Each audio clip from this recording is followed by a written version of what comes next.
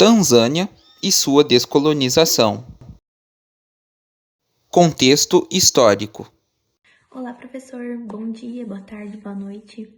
A minha equipe ficou responsável por abordar o tema descolonização da África, com foco na Tanzânia. Eu sou a Giovana Silva e eu vou dar início à apresentação falando sobre o contexto histórico, que é de extrema importância para que nós possamos entender as próximas etapas do trabalho. Bom, os processos de independência da África se iniciaram no início do século XX, com a independência do Egito. Porém, a descolonização começou a ser planejada de fato durante a Segunda Guerra Mundial. E o principal motivo disso é porque os países do continente africano começaram a perceber que as grandes potências como a Inglaterra, a Bélgica e a França começaram a ficar enfraquecidas. Isso por conta da Segunda Guerra Mundial, que deixou a Europa bastante debilitada no âmbito político e econômico. Então, eles iniciaram o processo de independência. Imperialismo e neocolonialismo. No neocolonialismo da Tanzânia, a Alemanha ela foi uma importante colonizadora, visto que os seus diplomatas consentiram na anexação de seus territórios em maior parte da África. A Tanzânia, que é localizada na África Oriental, seguiu sendo colônia até o final do século XIX e ao início do século XX, sendo colônia até 1961. Onde a Alemanha ela deixou uma política econômica muito bem desenvolvida, com safras comerciais para exportação, como, por exemplo, a plantação do sisal, da borracha e do algodão.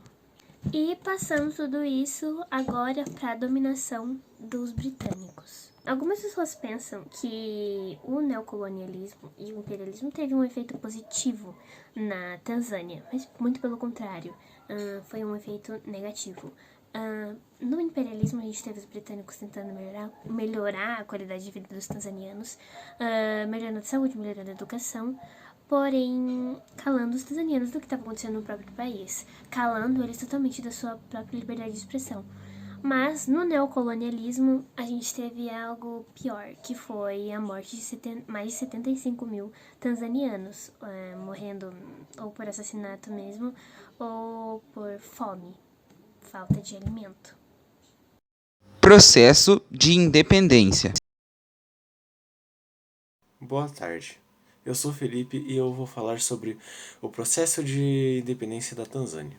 Foi uma colônia alemã entre 1880 e 1919 e tornou-se parte do Império Britânico até 1961.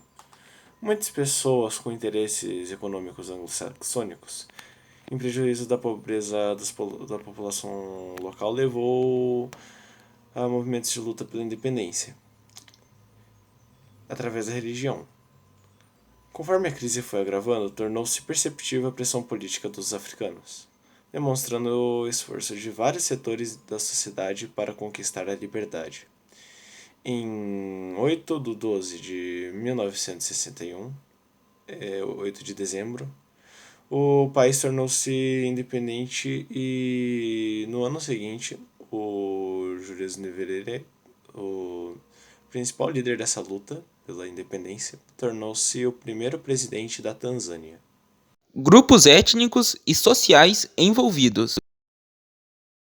Sou Nicole Vaz e eu vou falar um pouco sobre os grupos étnicos e sociais envolvidos. A Tanzânia, colônia da Alemanha desde a Conferência de Berlim, tornou-se território sob tutela do Reino Unido ao fim da Primeira Guerra Mundial.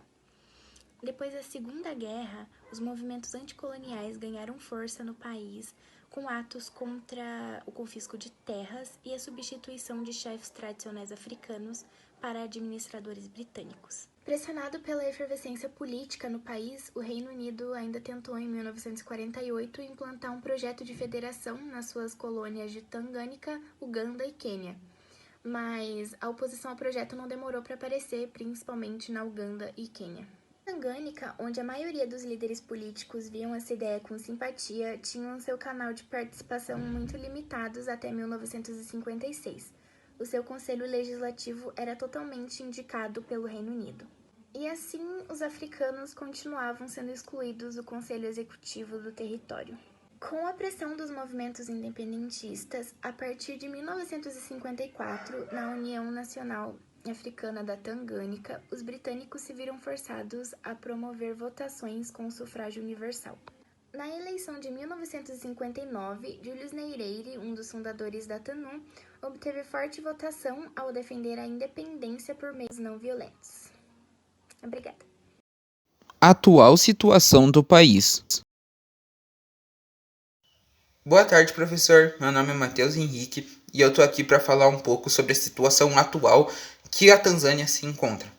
Bom, é importante a gente relembrar que a Tanzânia é um dos países mais pobres do mundo, sendo que em 2012 foi registrado um PIB de renda per capita de $1.700, o que é muito, muito baixo para um país, sabe?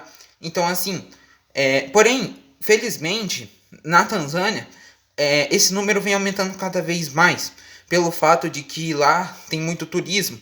Então, isso vem ajudando bastante o país a erguer esse PIB. E também a procura pelo ouro dentro do país é muito importante, porque isso também está ajudando muito, muito mesmo o país a erguer esse PIB e alcançar altos índices como foi nos últimos anos.